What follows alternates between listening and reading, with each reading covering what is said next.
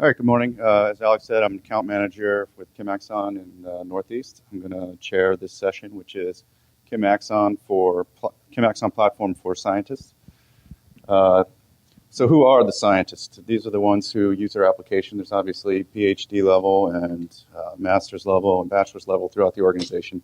But for the most part, when you're developing software, you're developing it for your heavier users, which would be your end users that are actually in the lab doing the work, as well as your scientific middle managers and your project leaders.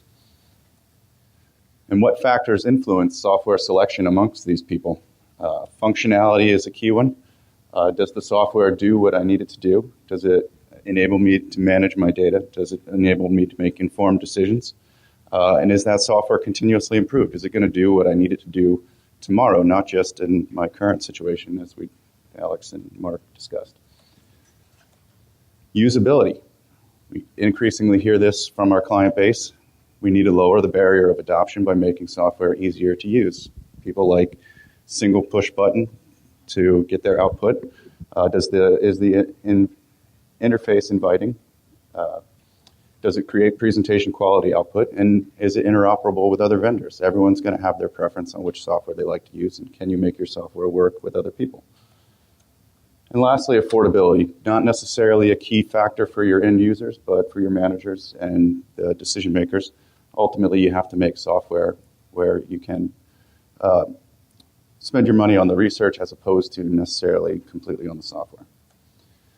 The challenge for us as software developers is, can we find that sweet spot? We have to find the balance of functionality, usability, and affordability. And how do we do that? We actively listen to the feedback. I go on meetings pretty much 5 days a week, and we listen to you. We relay that information back to our development team, and hopefully you see that we are listening, and we do believe that we are, and hopefully in the next 4 or 5 presentations focused on end user level, you will understand that we have been listening.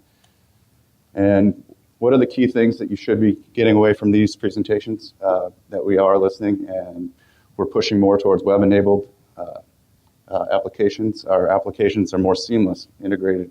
You're going to see that with JChem for Office, Instant JChem. And we're enhancing our features based on your feedback. We're increasing our usability. We understand that organizations are relying more on collaboration, not just with CROs, but with other pharmaceutical companies and other vendors.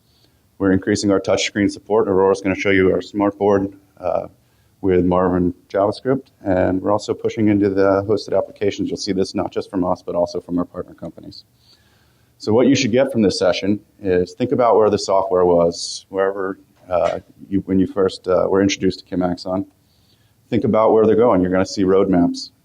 And think about how these applications will fit into your everyday workflows, and then also give us the feedback that we need to actually develop these applications more to suit your needs, to answer the questions that you need answered.